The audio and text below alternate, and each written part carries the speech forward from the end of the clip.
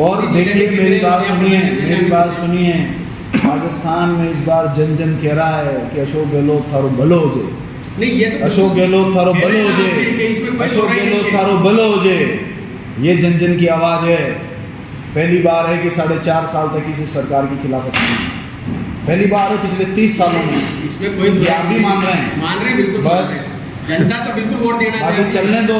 जिलाध्यक्ष की घोषणा कब तक हो जाएगी, क्या माने? देखिए मुझे भी घोषणा होने के बाद ही पता लगा। 5 साल तो कब तक, तो मैं कह रहा हूँ ना, कब किस दिन और कब तक हो जाएगी ये तो होने के बाद में हमको पता लगेगा चुनाव। यदि मुझे किस दिन पता लगेगा तो मैं आपको बता दूँगा। तो देखिए सीनियर लीडर्स के इतना बड़े फैसले हैं, ये बहुत इंपॉर्टेंट और क्रूशियल फैसले हैं, ये सीनियर लीडर्स को लेना होता है और बाकी कार्यकर्ता को उन्होंने जो फैसला ले लिया उसको स्वीकार करना होता है। जो कोई भी टीम में खिलाड़ी 11 खिलाड़ी होते हैं, कोई भी टीम तभी जीतती है वो अपने कप्तान के कहने में चलती है। कप्तान का जो भी फैसला है वो स्वीकार है और अब आगे बढ़ेंगे।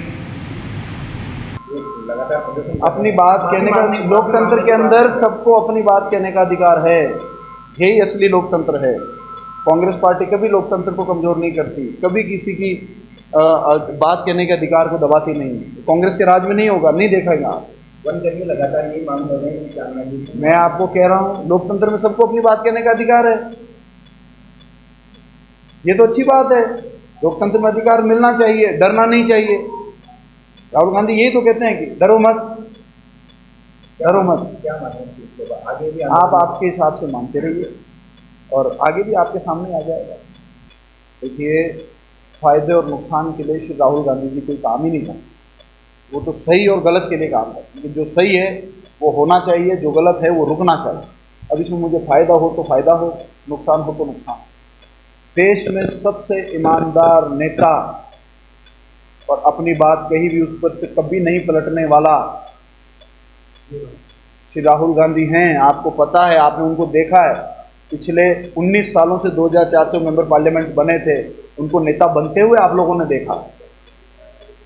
19 सालों में कितना उनमें निखार आया, कितनी उनमें बातों की नॉलेज आई है, क्या उनके मूवमेंट्स रहे हैं, कितने उन्होंने आंदोलन किए, कितने उन्होंने भाषण दिए, सब चीज़ें आपने देखी आप लोगों के सामने, देश की जनता के सामने। राजस्थान सरकार, भैया तो राजस्थान सरकार की घोषणा थी ना, तो राजस्थान सरकार की घोषणा थी कि किसानों का कर्ज माफ होगा और राजस्थान सरकार से दिख रहे जितने बैंक थे उनके कर्जे माफ 2 लाख तक के कर दिए। इसमें कहाँ बात है कि एक को भी नहीं छोड़ा। अब केंद्र सरकार का कोई काम है वो करने के लिए राजस्थान सरकार थोड़ी बाध्य है, वो तो चिट्ठी लिख सकते हैं, उनसे आग्रह कर सकते हैं, उनसे आग्रह कर सकते हैं कि इसकी परमिशन दें या इसका कोई रास्ता निकालें, एक बार बैठकर एक टेबल पर आए, चर्चा करें, बैंक में केंद्र सरकार आए, तो केंद्र सरकार के थ्रू जो काम होना है वो केंद्र सरकार की इच्छा शक्ति के, शायद केंद्र सरकार नहीं चाहती, देश के प्रधानमंत्री नहीं चाहते कि किसानों का कर्जा माफ हो, वरना उनको आगे आना चाहिए। वो तो ये भी नहीं चाहते कि ओपीएस लागू हो, वरना उनको आगे आना चाहिए। मुझे तो पता है कि कोई बीजेपी का राज आ गया कल को ओपीएस कैंसिल कर देंगे, वो तो लगे हुए हैं इसके ऊपर है। देखिए हम अपनी बात को मजबूती से जनता के पास में पहुंचाएंगे, पॉइंट ऑफ व्यू को पहुंचाएंगे, क्या क्या घटनाक्रम हुए, किस घटनाक्रम का अर्थ क्या निकलता है, कैसे लोकतंत्र को कमजोर करने की, कैसे प्रदेशों में जनता की चुनी हुई सरकारों को गिराने की साजिशें करी गई, मध्य प्रदेश, कर्नाटका, तो उसमें कांग्रेस का नुकसान नहीं किया है, जनता के विश्वास का नुकसान किया है भारतीय जनता पार्टी ने। और उसका भुगतान देखो, ऊपर वाले की लाठी में आवाज़ नहीं होती, जिस दिन पड़ती है उस दिन पड़ी जाती है। कोई गलतफहमी में घूमता रहता है और जिस दिन लाठी पड़ती है ऊपर वाले की उस दिन आवाज़ नहीं होती, बस लाठी का परिणाम नजर आता है कि भैया बिखरे। इनकी राहुल जी की यात्रा के बाद में कहीं ना कहीं भारतीय जनता पार्टी डरी हुई है, राहुल जी से घबराई हुई है, उनका अधिकार छीनना चाहती। कांग्रेस पार्टी डरेगी नहीं, राहुल गांधी जी डरेंगे नहीं, अन्याय के खिलाफ, गलत के खिलाफ लड़ते रहेंगे।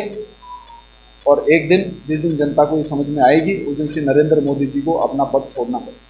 ताज़ा-तरीन खबरों को पाने के लिए हमारे YouTube चैनल को सब्सक्राइब करें और बेल आइकन का बटन दबाना नहीं भूलें।